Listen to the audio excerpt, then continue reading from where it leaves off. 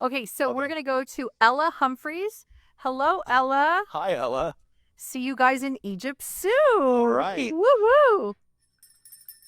Curious, where are the other dimensions? Is there a certain place they exist? Are they all here now? Thank you. Also, any messages I would love and really appreciate. Can I take a crack at this for Please. just Of a course. little bit? Of course. And then we'll kind of split it. So dimensions. So when you dream, when you go to sleep at night and you dream, you're in a dimension. It's another dimension. It's not the dimension that you're in right here.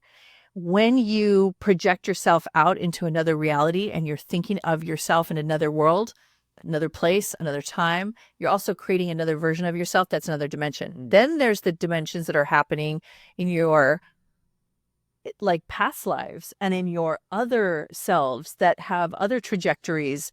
For instance, I'll give you an example. You team up with a group of people and you invent something and change the world.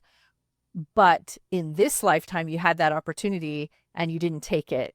And that never happened. But it did exist in another reality that you created something, because we're always going in between the most important priority, important dimension that we're supposed to be in.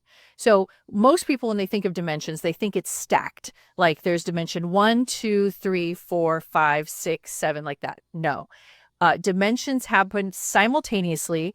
They happen as almost like a grid format, but it's happening kind of like when you're looking through a mirror and you see another mirror reflecting another mirror, reflecting another mirror. So it's like layered upon layered upon layered, and it's all in different vibrations and frequencies. So that's why you don't see it. You're not seeing it here right now, like the density or like the actual 3D material world we're in now. You don't see the other dimensions because they're not in this density. And so these dimensions exist and are created constantly. There's millions upon millions of dimensions, you guys. They're individual for each person, plus co-created with others, plus other planetary dimensions. You're talking like a grid on top of grids on top of grids. It is packed to the gills with dimensions. And dimensions are something you can come in and out of. Also, you can transmeditate. You can go into and out of your body. You can do astral projection. You can move into other spaces and other dimensions. Also, there's dimensions when you cross over. There's another dimension when you cross over and you're on the other side. There's dimensions Oh, of, how would you define a dimension? well, it's a constructed, not material in the sense that we know it, but it's a different form of material. Because, for instance, there's dimensions that only energy beings exist. There's dimensions that dreams take place in. There's dimensions where the quote unquote angels or the light workers or your higher wisdom teachers reside in, that you can't see, but they're right here simultaneously living with us. So these are all manufactured is a weird word, but it's all designed and created by the great I am and also by the great I am in us. So we all come together to create these realities. That's why we call it multidimensional realities. We're living in a multidimensional matrix. It's actually really good. People think matrix is bad. Matrix is only bad if you don't know there's other things going on beside where you're at. Matrix is a neutral word. You've come up with a term that I love called, you look so handsome right now, I that you're do. sitting. I'm like, damn. I'm being a good boy and being quiet. But you look My, good while you're being quiet. damn, You my call teachers never said that. you call it creatrix. I call it creatrix. So instead of matrix, I just call it creatrix because no matter what, whether there is a matrix, whether there's an Illuminati, whether there's aliens or beings working against us or for us, whatever it may be, we created and wrote into our script because we are psychic beings creating a focused reality. So in this dimension that we call the 3D dimension, we call this three-dimensional. A lot of spiritual podcasts and things talk about, that's totally 12D, 5D, 6D. I get what they're trying to say, and they'll have these definitions of, and in the 3D, there's a dense physical reality.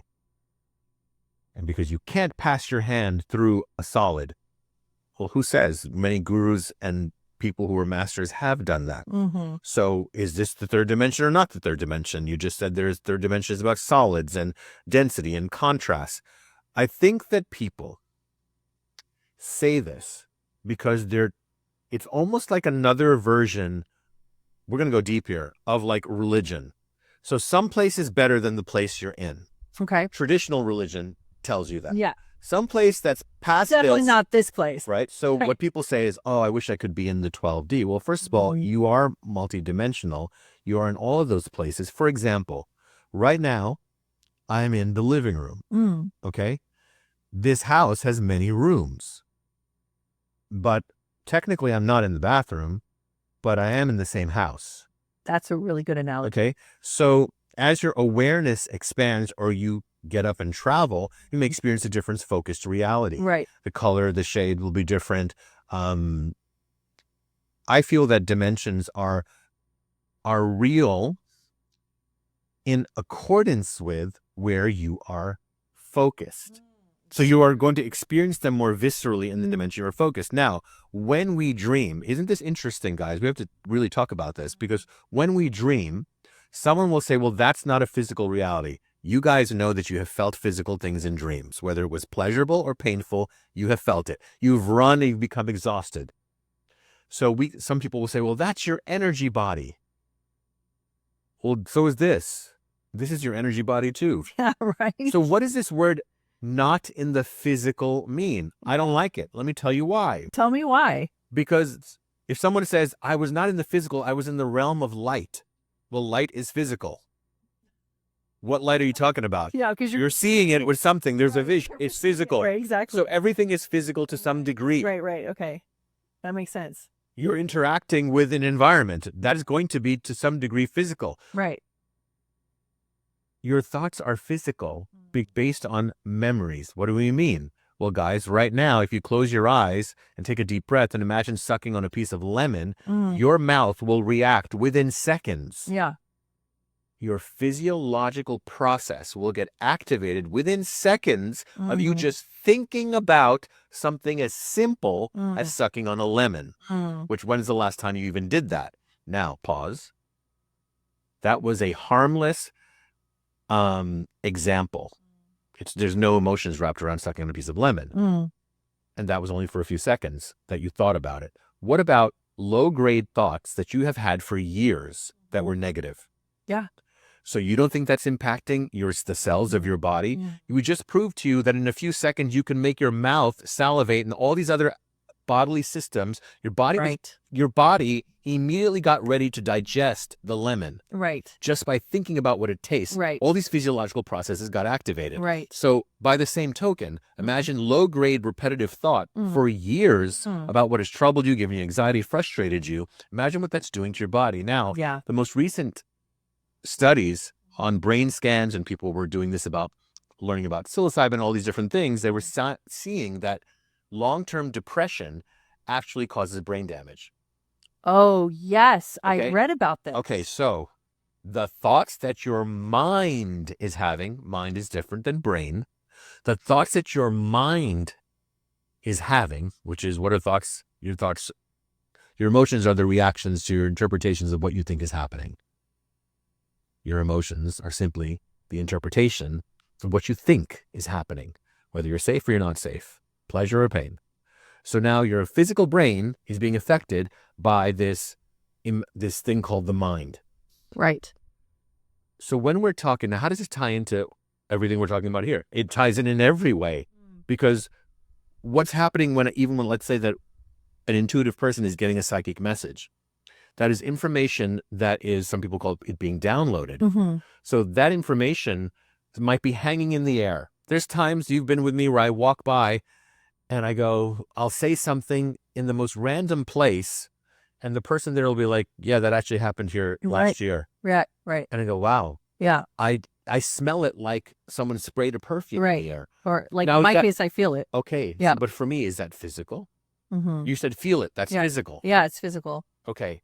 So when I imagine. So what am I feeling? Exactly. So I'm imagining the lemon in my mouth. So that's the quantum realm we're feeling. So what is physical, right? So yes, we say metaphysical. Just because we can't see it doesn't mean it doesn't exist, and it's not here with us now. So yes. And the technology Inner technology. Inner technology. So, for instance, Riz is a trance channel. So when he does full trance channeling, and if you guys haven't seen him trance channel, go back to our main page and you can take a look. Yeah. What's happening is this is an inner technology that IT. it's IT and it's You don't know Indians were really into IT? We fix stuff. When people ask me like, "Oh yeah, you're into IT? Why? Because I'm Indian." Yeah, I'm into different kind of IT. you said it, not me. Okay. All right. Well, look, we could go down this rabbit hole some more. Okay. To match some people's dogs. Okay, let's go back to that. Okay, so